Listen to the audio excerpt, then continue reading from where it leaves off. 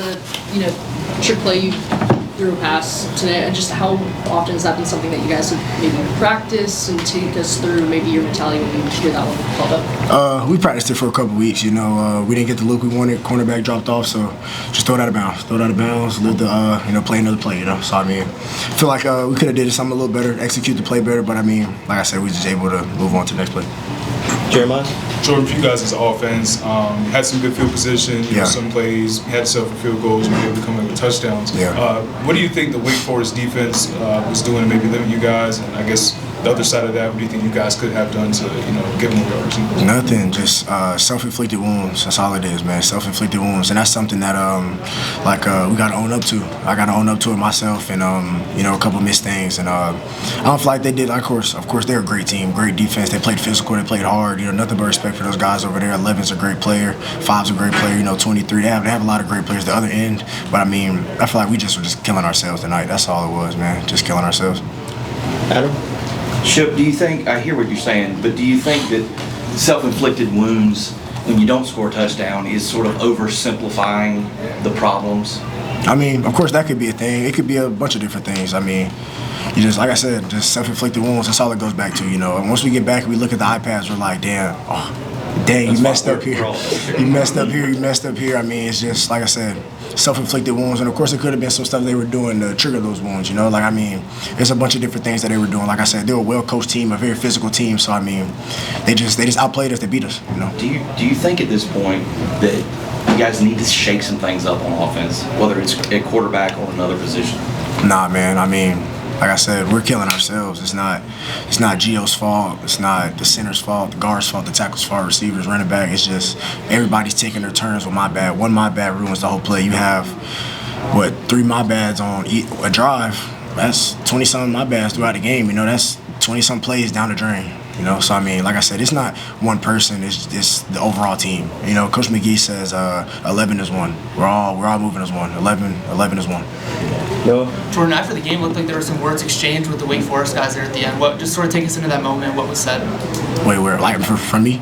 Just in general, after the game, it looked like there were a bunch of guys, a bunch of UNC players. I wasn't over there though. I was with Braxton Winston. He played corner at my school. Braxton Winston and Josh Harris. He played DN at Christ School. So I was just with Zach 94. I was with those guys on the other side of the field. So I saw that. So I don't really know what happened down there. But I know from what we were talking about, it was just good to see those guys. It's good to see people that you played with. Zach was a senior my freshman year, and freshman year for me was very challenging. I went through a season-ending injury. I had a car accident. And Zach was heavy on really picking me up and keeping me through it mentally. So it's always good to see him and to tell him I love him and I appreciate him. And in Braxton, that's somebody I played with for 3 years. He was just a class below me. And then Josh is another great player.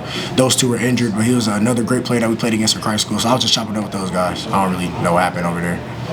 Trayvon? Jordan, you said 11 is one on offense. Yeah. When you see your defense playing like they are and trying to get you guys constantly, how tough is it when the offense isn't kind of pulling their weight on that side? I'm gonna be honest. When we got in the locker room after the game, I told them, I was like, defense, y'all are balling. It's on us. We can't expect y'all to stop everybody every drive and us keep going slow. I said, we have a very, very, very talented defense, a top defense in the country, and they don't get the honor that they should get because of the offense. And that's just something we just gotta own up to. There's no more hiding from it. There's no more ducking it. As an offense, we played poorly as an offense. Especially in the red zone. So there's no reason of avoiding it or ducking it. You see it on tape. So that's just something we just go back to the drawing board and just work on and fix it. Andrew? Jordan, even with that, I think Wake had over 400 yards today. They've been struggling a little bit offensively. If you go back to the last 4 weeks, 2 weeks in a row, you guys lose by inches, so to speak.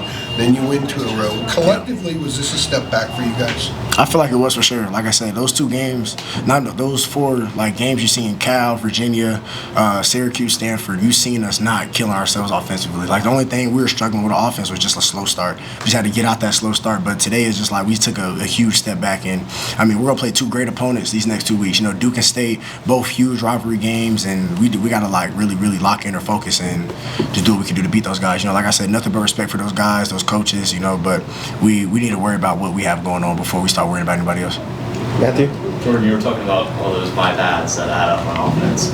In practice and over the next 2 weeks, especially against State and Duke, How do you fix those and limit those so you can perform at the highest level this offense can? Hey, fix it or get out. That's it. These 2 games, like we're trying to make a bowl game. Got to win these 2 games to do that. And bowl game away, like these are like this Duke game for me is personal. This is a senior night, you know, and like this is Kobe's last game playing at home. You know, Kobe's been a guy that's been here for so long. He was here when I was getting recruited. Like I don't really like JJ and Nate were the same way. Like Gavo, those guys, like it's hard to see. You don't see UNC without those guys here. So you know, and Kobe was the last one of the bunch. So I mean, I feel like for me, I'm for sure playing a lot for Kobe. You know, this game is for Kobe. Whatever I want to do, I'm doing it for Kobe because I want him to get the belt back in his last game at Keenan. I want him to walk off of his last game at Keenan with a W, especially against Duke. You know, so I mean, like I said, everything is for those seniors, but in my heart, Kobe for sure. Shelby? Yeah, I guess, I mean, obviously I would imagine that the NC State game after that is also personal given what, happened last year. I wanted to ask specifically about I think it was that second quarter, and it was the same drive. Y'all took over for defense, got a big stop. Got a lot of big stops. The trick play, and then I think you guys left the field after it was like a missed throw to you. Davion was running down the sideline. It looked like you guys kind of exchanged some words there. Who, me and who? Like you and Davion and maybe Gio after that. Probably just conversation. I mean, we talk all the time on the field. You know, it wasn't like, it's not nothing like, especially like there's no reason for me to get on guys in the middle of the game. That's dumb. That's not a good move as a leader. So, I mean, whatever. It's probably just us talking. And, I mean, like I said, like I know me and Davion, me and Bullet are super close. So, I mean, even if I do get on Bullet, he knows it's coming from a good spot. He does the same thing to me as well. So, I mean, I wouldn't really pay no mind. Probably just us just talking, just seeing what we saw. Talking about what we saw. Last one for Adam. Shipp, when you're talking about speaking to the defense in the locker room, what was the message you were trying to get across? What was the reaction? Did anybody else speak up? Was this after Belichick was in there? Can you just sort of paint the picture a little bit for us? Yeah, I mean, Coach B said what he had to say. Will Hardy said some things, and to be honest, like my emotions, I just told him, I was like, defense, y'all played y'all heart out, you know? Like y'all are bailing us out big time. Like we could really be getting blown out if y'all aren't getting these stops. We're not putting points on the board, and I told him that. I feel like they needed to hear that, and we need to hear that too.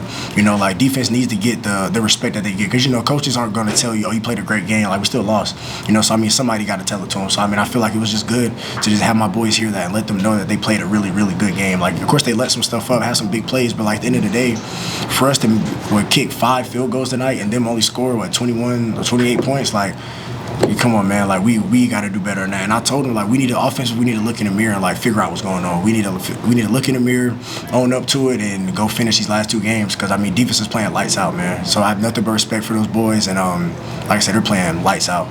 Were you loud about it when you were talking in there? I mean, I wasn't whispering. Good stuff. Thanks so much. Appreciate y'all. Appreciate it, man.